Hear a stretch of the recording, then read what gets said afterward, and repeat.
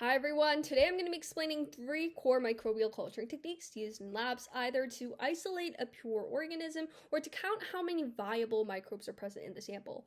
We'll be covering streak plate, spread plate, and pore plate, focusing on the principle, the procedure, when to use each one, and the general limitations that you need to be mindful of.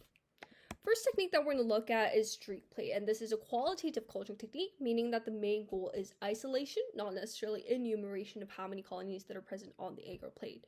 The main principle behind this is mechanical dilution across the agar surface. Now, as you streak in sections, you're physically just spreading the cells far apart, so the cell density decreases each time, and ideally that produces single isolated colonies later on the plate, as you can see on this diagram right here.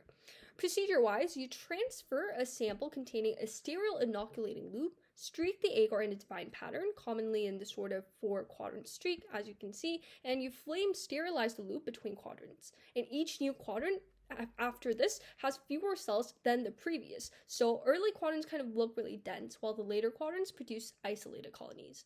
This method is best used for isolating aerobic microorganisms and establishing pure cultures from what is a mixed sample.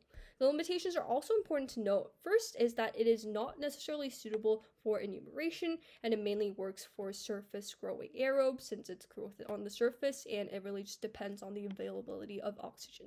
Is the streak. The next technique that we're going to look at is the spread plate technique, which is a quantitative technique. Here, the primary goal is the enumeration of viable aerobic microorganisms, which is reported as a CFU, meaning a colony forming unit.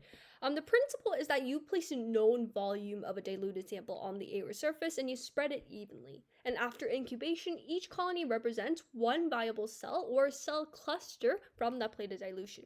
The procedure is that you first do the serial dilutions of your liquid sample and then you pip around 0.1 milliliter onto the pre-solidified agar plate.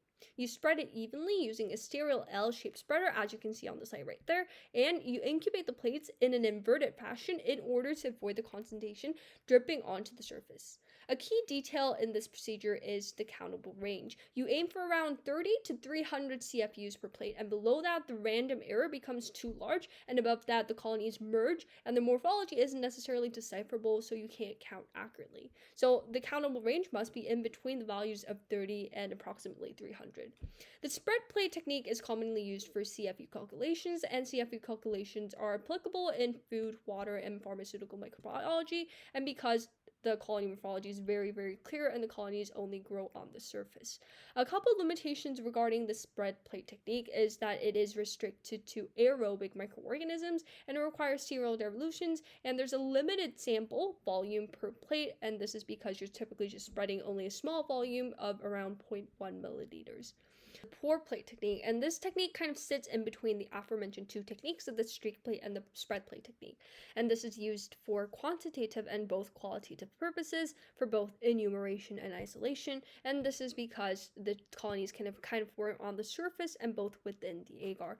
The principle between the pore plate technique is that microorganisms are mixed into the molten agar before it solidifies, and this creates a 3D growth environment. It naturally forms oxygen gradients, so organisms that can tolerate lower oxygen can still grow in deeper in the agar. Procedure-wise, you add a measured volume of the diluted sample onto the sterile petri dish, and then you pour molten agar that's cooled to around 45 degrees Celsius, and you gently swirl the plate in order to distribute the cells evenly and let the agar solidify before the process of incubation. This method is best used for low microbial load samples, and it's especially useful for microaerophilic and facultative anaerobic organisms because not all colonies are forced to grow at fully oxygenated states on the surface. In terms of the limitations, first limitation is that the heat from the molten agar can reduce the viability for heat-sensitive cells, and subsurface colonies are harder to observe and count, and the colony morphology can look a little bit different because the growth conditions inside the agar aren't necessarily the same as on the surface.